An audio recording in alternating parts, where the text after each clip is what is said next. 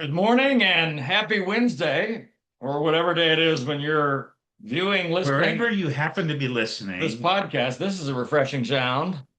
Refreshing. what are you drinking there, Bruce? Today I'm having San Pellegrino. CIO. How do you pronounce that? I didn't try. Peach. I'm sure it's Spanish for something. Cielo. Yes. Cheers, Raj. Yes. It's 5 calorie super water. All righty. The old diet is working a little too well. I think I'm down about 168 now. My diet needs to be restarted. Well, it I, helps, I stepped on a scale for the first time in like 3 months. It was like, and it blew up. all right. That needs some attention. It's funny that scales. There's little things. There's little ways that we can measure our lives in this world. One is the dreaded scale. Because you get on it and it's like it tells the truth. Good, right. It's like we Or in the words of or now on mine, I can actually scroll the thing back to like -7 if I want. So when I get on, it looks really. No, there's the one comedian, Jeff Allen. He said, he's having a scale. You can step off anytime you want. Those numbers going up, you can step off. That's the number I want today, right? He said, why torture yourself? I'm just going that, yeah, you put 1 foot on the ground, 1 foot on the Right. scale, you get the number that you want. Did we talk about, I can't even remember in our last It's been a couple of weeks now. identity episode. Did we even talk about my knee? I can't remember. Um, I don't recall. Well, let me catch people up. We might have talked about it, but like a week ago, We can't talk too much about it, really. No, we can't. It's too important. It's too important. I had fallen on Catalina Island and twisted my knee backwards and upside down, sort of pretzeled it. It's like those things you see in football that you're like, that's not going to be good. But you popped right up. I popped Like right up. Oh, yeah, I'm kept in fine. the box and I'm we fine. kept pressing Hiked on. another 21 miles,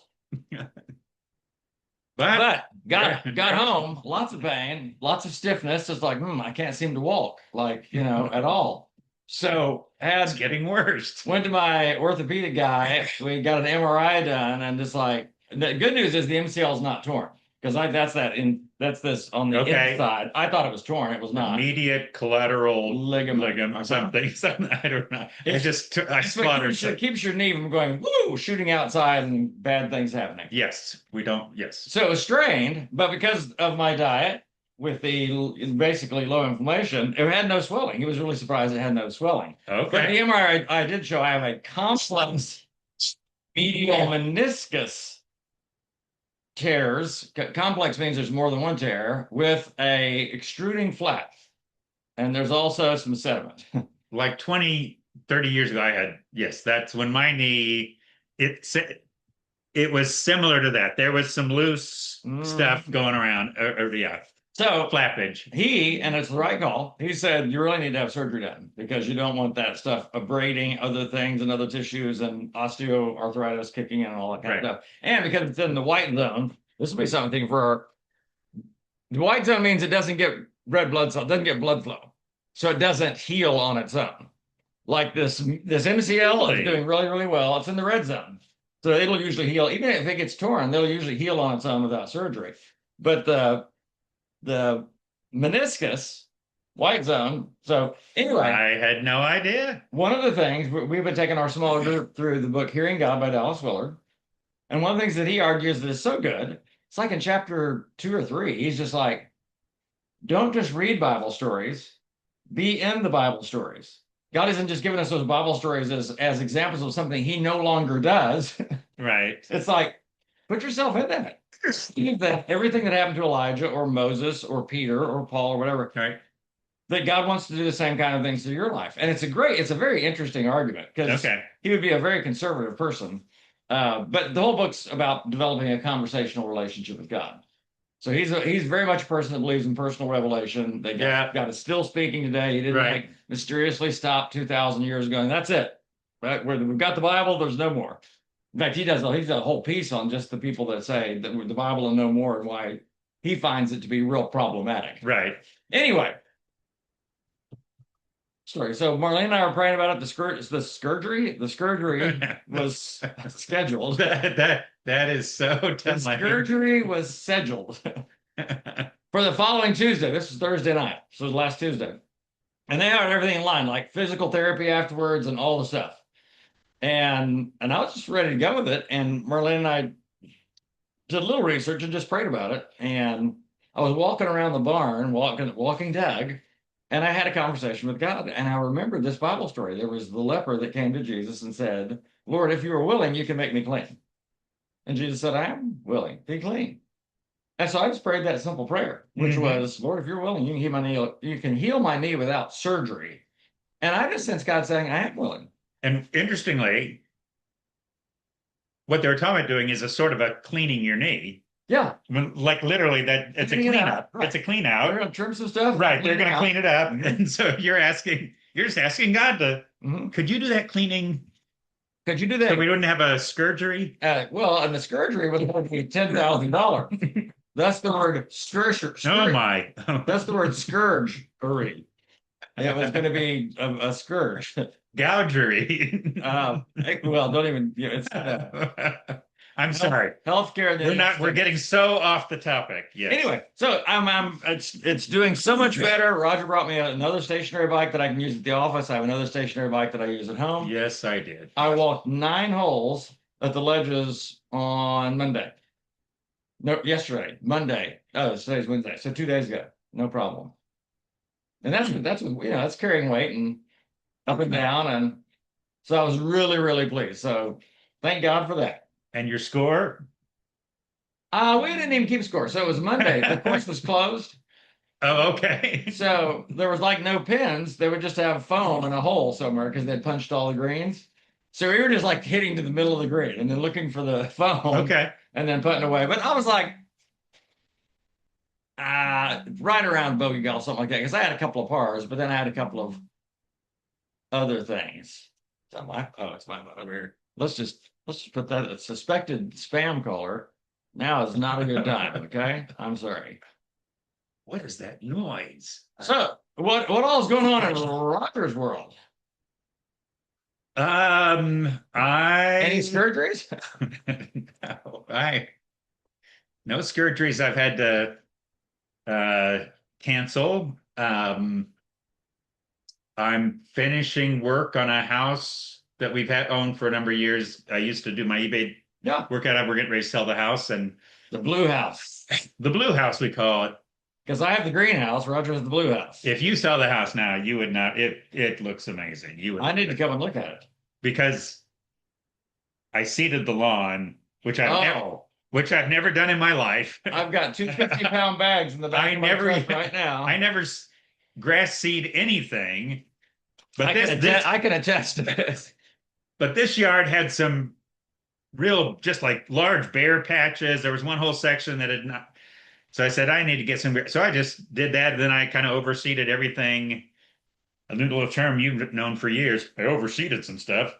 And it really looks good. I mean, my neighbor was saying, like, what kind of grass you'll love this. He said, like, what kind of grass do you put on there? He said, that looks amazing. I said, I have no idea.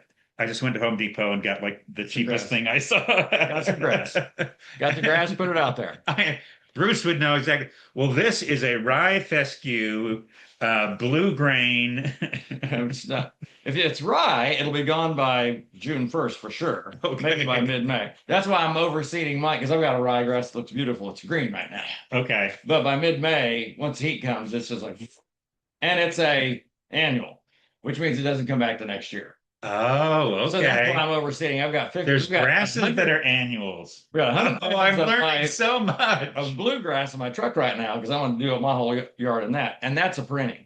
So it comes back year after year. Okay. For years, Roger just thought dandelions were dandy. It's like, that makes for a great yard. They've got green leaves, you know. Who decides they're a weed? It's a lovely yellow flower. And Marlena's telling me we can eat every part of the dandelion and it's good for us. Like you can have a dandelion salad. I don't actually see that in my future, but let's go. Oh, and Ray Bradbury had a book, one of his short stories called Dandelion Wine. Okay. So, apparently you can make wine out of dandelion as well. We'll give that a whirl too then. The hardest part of the surgery cancellation was when I had to send a text to my doctor because I'm like, he's got all this stuff set up. Yes, So right. I said, warning, long text, because I didn't want to just say, hey, thanks for all your medical advice, but Jesus and I will take it from here. 'Cause I'm not that guy. So I was like, hey, everything that you said is right on track, medically sound, exactly what should be done. But I said, I really prayed about it. I really feel like God wants to heal without surgery. And he was so gracious coming back. He's like, no worries. You don't have to call. I'll take care of all the stuff. Oh my. He said, just let me know how it goes. So I'm going to keep him up to date on my Oh, no, it's always great when someone is gracious and progress. Well, yeah, because I mean, he is the doctor. right. I'm no doctor. Right. Classic Brian Regan. I'm playing doctor today. Yeah, but the other thing is, I don't want to come across like hyper spiritual. Like, I believe that God will just heal my And he spoke to me and he said, verily, thou shalt not get the surgery. surgery. It wasn't like that. I just felt like God said, I am willing. I'm like, okay, on we go. So, You have a song picked out for us. and I couldn't even remember if it was my turn to pick out a song. I may have picked two in a row. I don't recall either. It doesn't matter. The week that we skipped, I took your song choice away. I shouldn't say we skipped. I skipped. Roger didn't skip. I just skipped. Like I texted him that morning. Yeah, it was like 7 o'clock. I'm like, I just woke up. I'm not gonna be. I'm not gonna be. There's no podcast happening in an hour. So I wore this shirt in honor of the song you picked out. I picked out "Bittersweet Symphony" by The Verve. Raj, Yes.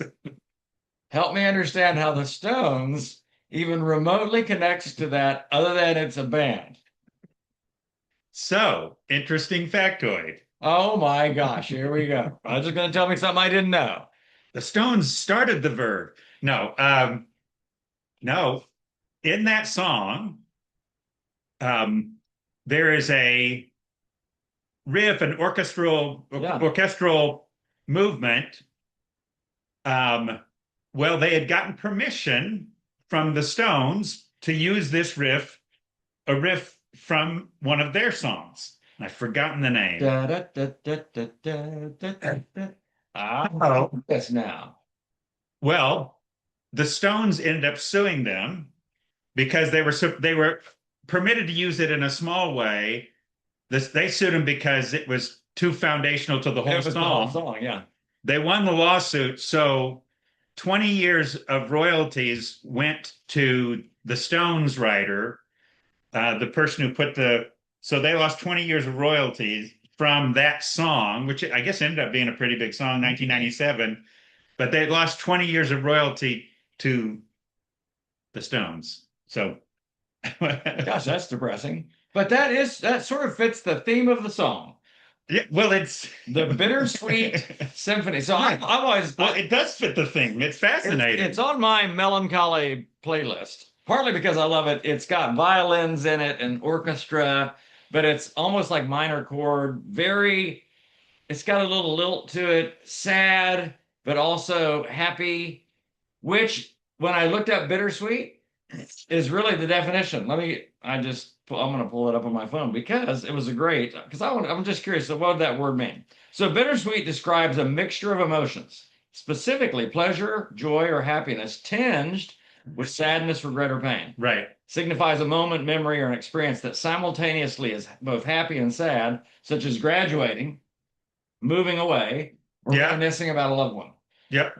And I'm like, yeah, that's why it's on my melancholy list. It's like joy and sorrow all like woven into one. Which is one of the hymns that has that very phrase.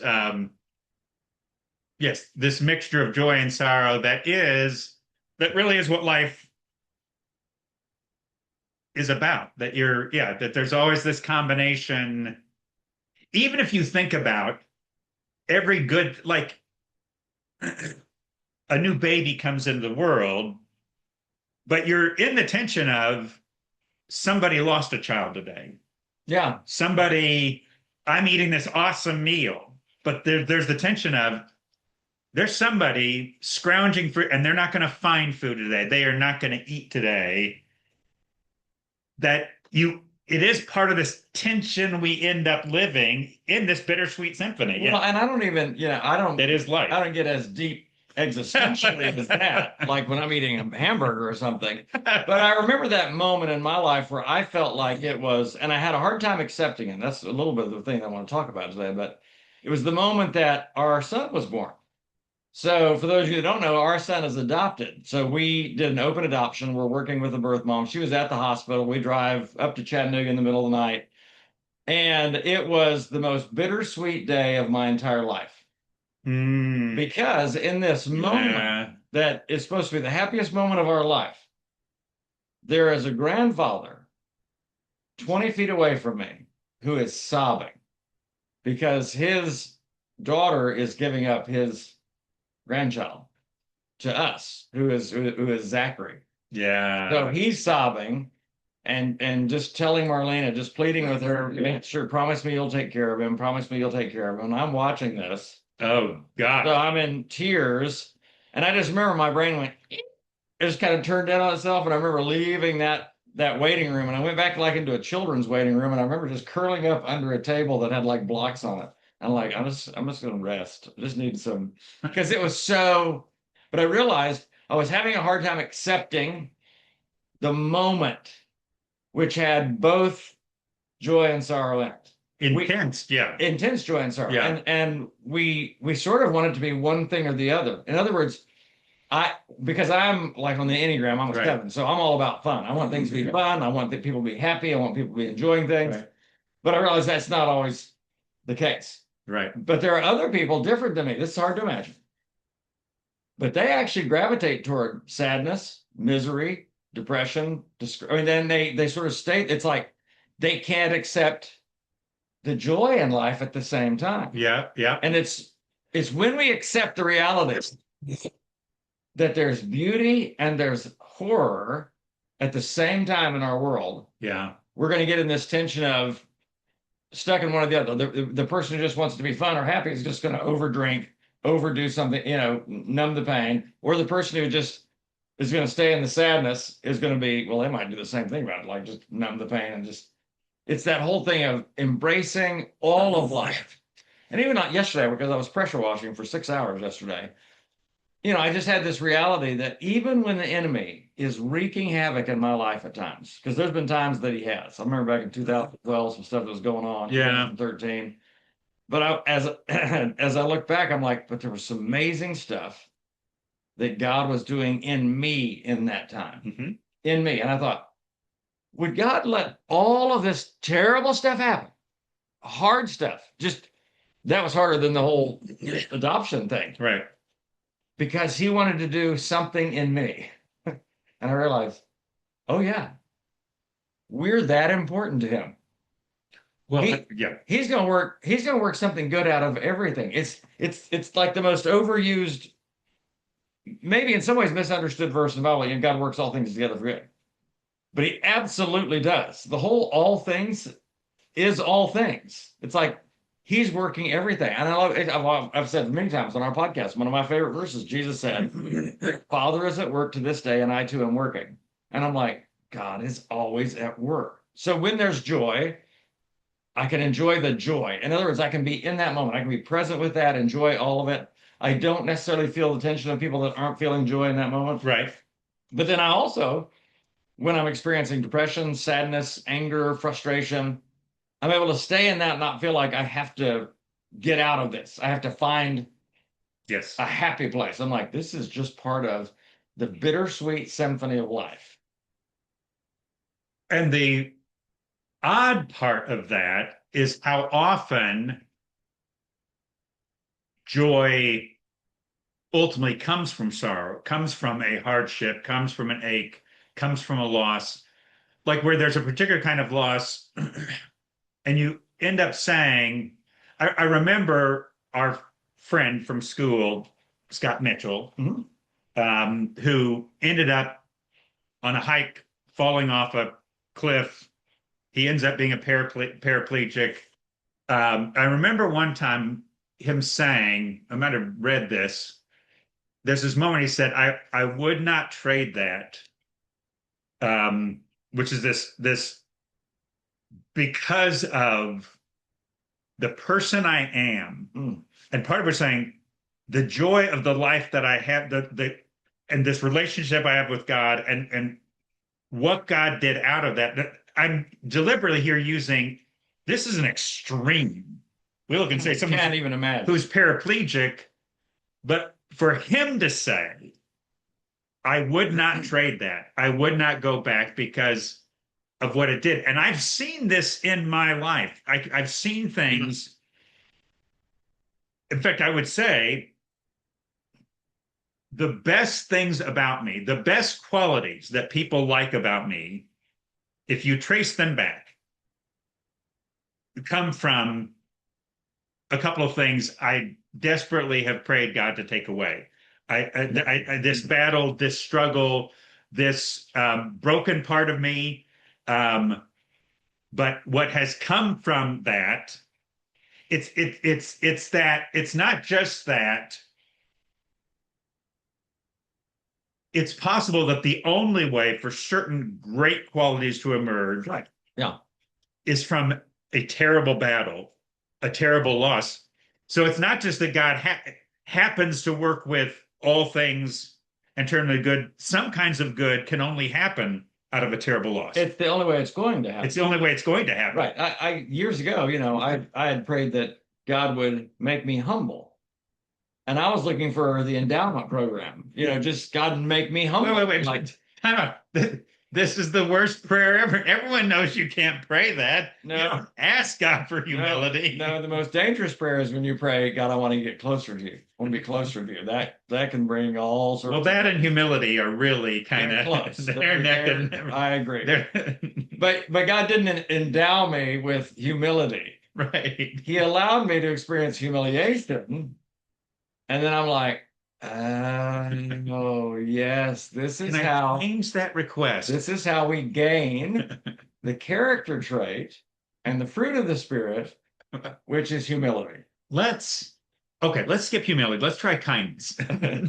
Yeah, that seems like a whole lot better. But and don't ever ask God to help you develop mercy because you are going to suddenly encounter the screwiness of people in the worst possible ways. You're going to unscrew.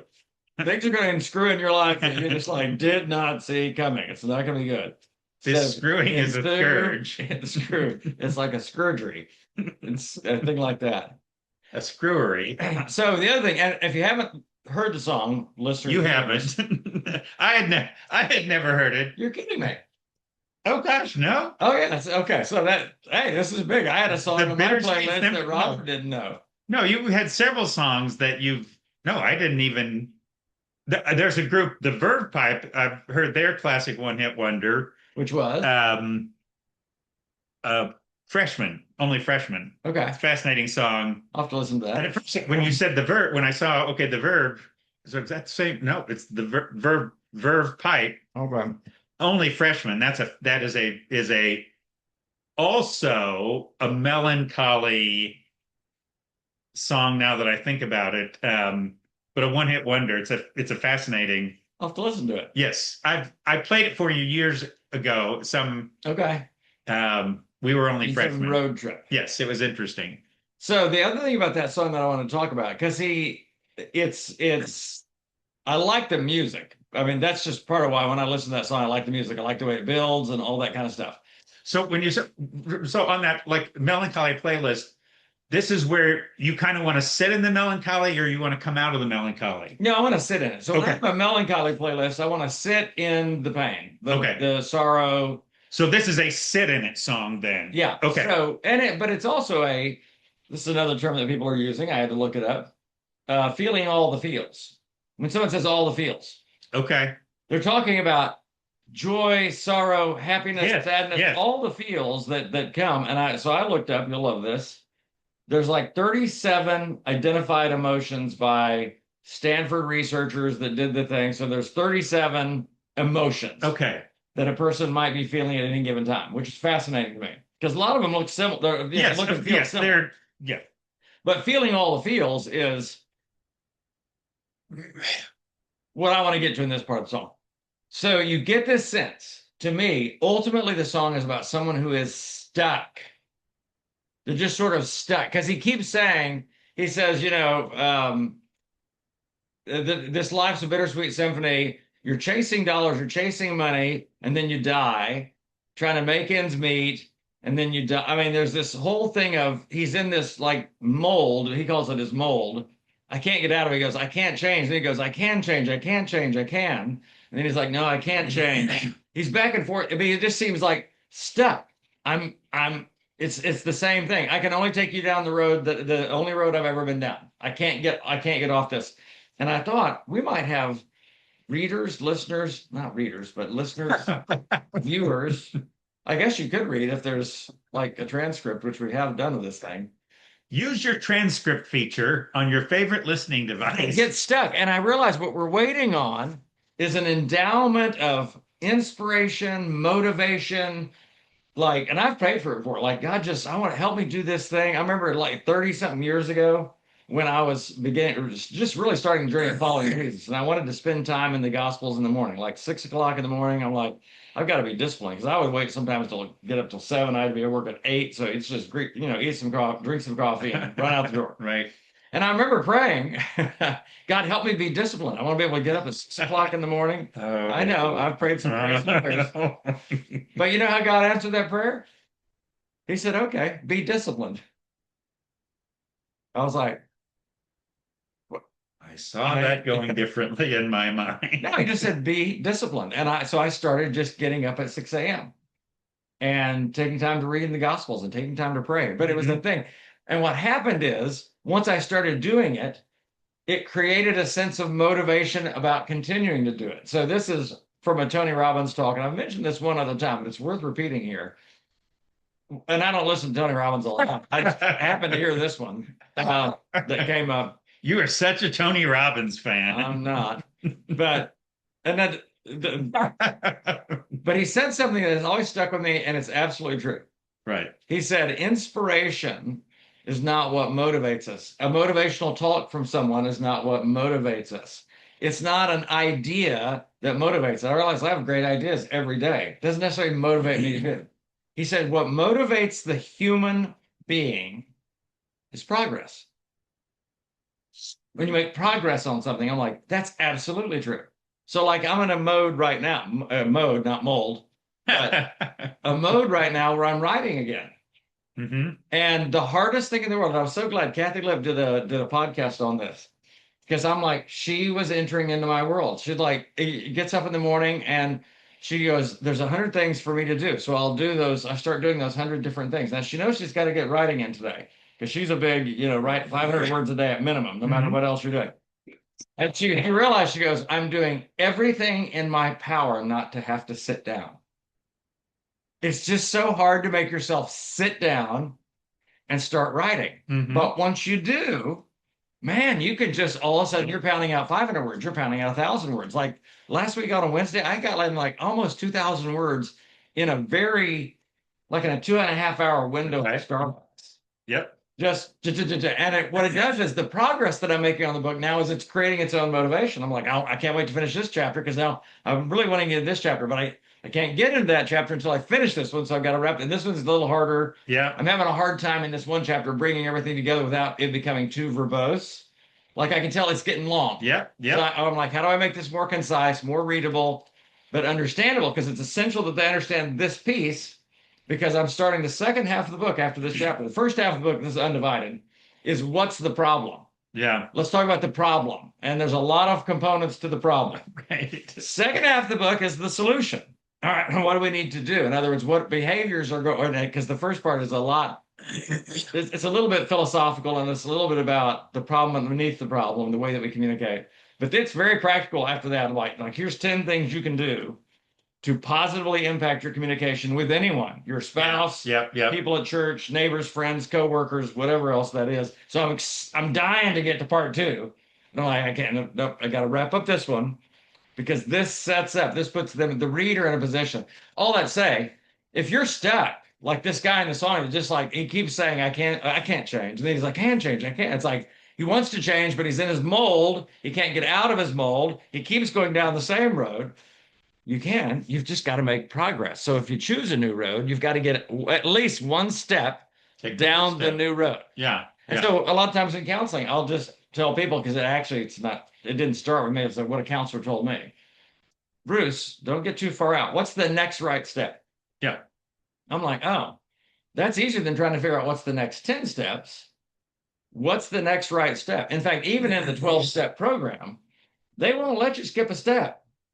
You can only do the next right step. And until Okay. you've completed Okay. that step, you can't even go to the next step. Because when I looked at the 12 things, I'm like, I want to get that right there as fast as I Right. possibly could. Ooh, I like that one. Because that seems to be the end of addiction right there. Right. No, you can't skip a step. And it would be Right. overwhelming if you thought you had to get 12 steps done in 12 weeks. Doesn't matter how long it takes you to get that step done. Hmm. But I realize that is part of the genius of the 12-step program. It's progress. You're making progress toward a goal Yes. or toward something, a behavior change, a thing that you want to experience. And you desperately need to feel the hope of possible change. And Yes. even see it in a small, because where it looks like even the words I can't change. It looks impossible. Okay. But what can undercut that hopeless, oh, wait, there is this little thing. What if I changed one thing? Yeah. Because a lot of times when we're thinking about change, we're thinking of big things. I want to Yes. radically change my physique in 6 weeks or whatever. Get in shape, all that. But it's going to take a number of small steps. For me, it was like, all right, this first, and it's kind of a big step, but I just need to eliminate sugar, like get sugar out of my life. Yeah. Now, I didn't realize how that was going to positively affect inflammation. But then Right. I also realized I've got to create a substitute for sugar, which for me became pickles or peanuts at night. Like it's always something salty. Like if I Okay. like I'm watching a show with Marlena and all of a sudden I want to get Nice. snacky, and I like sweets. So it's like, and they're in the house. I mean, because Marlena likes sweets, and I'm Mhm. like, oh, but a pickle, something that little change. And now the longer that I've done this diet thing, I'm looking forward to my meals. They're just different kind of meals. You can actually change the way that your body wants something. My body used to crave a McDonald's every morning. They're little I can't even say it now. They're Egg McMuffin. egg McMuffin, a sausage, egg, and cheese McMuffin with a hash brown and a half-cut sweet tea. I had it every morning. I just loved it. Right. Now I drive by McDonald's. I have zero craving for that. You know what I'm excited about for lunch today? This is hilarious. I've got an avocado and a can of tuna in there with some avocado mayonnaise. And I'm like, ooh, that is going to be so good. I cannot wait to dig it. Don't tune out, dear listeners. And it's funny, I would have never thought that I would be excited about that food. Right. You know, last night I had fresh mahi on the grill and a salad with it. It's just a whole different, but you actually, so the point is, don't go with the song you can't change because you can change. Because he argues, I really can change. I know I can change, but I can't change. I'm stuck in this mold over here. You can break out of it. And the easiest way is what's the first step or the next right step to change? I don't change all the behavior yet, but I need to take some step that'll move me toward that ultimate change in behavior that I want to experience. And here's the thought that comes to me from another angle. So this little baby step principle from another angle is one of the best things you can do for somebody else is point out a small progress. Good point. When we name, in other words, where we know, like we want people to get all better, or we want. Yes. I know personally there are things that my wife Joy is working on. But what I found is if I see some little place where she's made a little progress, and just in that moment, yes. Do you realize what you did there? You just set a boundary. Yep. And then and the hope. And it was a boundary with me that needed to be set. But and think about how that motivates others. It motivates. I always thought of that just as encouragement. But encourage, just to put courage into, it motivates them. Right. It motivates them when a step is seen, even a small step, it encourages, motivates the next small step. And here's the thing. Man, Parents, do this with your kids, by the way. Oh, there's some, but we often don't see our own progress. This is the beauty of community. Is if Yeah. I'm looking for Yep. somebody I care about, it's where, again, with kids, we want them to be totally responsible, or I'm just saying responsible. We want, Yep. and we're just not seeing that. Whatever. The moment you see a sliver of responsibility, the moment you see a little step, jump on that. Where we feel like we have one more message about how they're not getting to that. You're so, this, we catch every time they're not responsible. But you notice even a small put, because I realize we just don't, and I've had Joyce say this, like, I said something and she didn't see that. It was like, oh, it was helpful. We can be extra hard on ourselves. Yeah. And we're looking and saying, I want to be out here. I want to be, and I'm just nowhere close to that. But to your point, and Tony Rupp, if you can point out progress, do you realize? I've had a couple of conversations recently with a friend where I'm just naming. Do you know what you just said there? You wouldn't have said that a year ago. You realize you've grown in that area. You're it's so good for people to notice baby steps, to notice little things. All right, there's my sermon. That is really good, Raj. That encapsulates the entire Inglorious Pastords podcast for the day. Don't get stuck. Be very careful here. Take a step in the right direction and let that one step. And if you have spouses, kids that you see taking a step in the right direction, making progress, point it out. Yeah, there you go. And embrace the joy and sorrow of life because it's going on all the time. I'm not saying I would necessarily go where Roger goes when he's having a nice meal and thinking about people that don't eat at all, but well, it's not like I'm sitting there wilting the whole meal. Oh, I can't. It's that tension of it. Yeah, you're. And next week we're going to let Raj pick a song because we skipped Roger's chance to pick, apparently. And I can't wait to hear what it is, Raj. Very excited. I can't wait to hear what it is either. Could be The Freshman by We just don't know. the Verve Pipe. I've never heard that. Until then, that's interesting.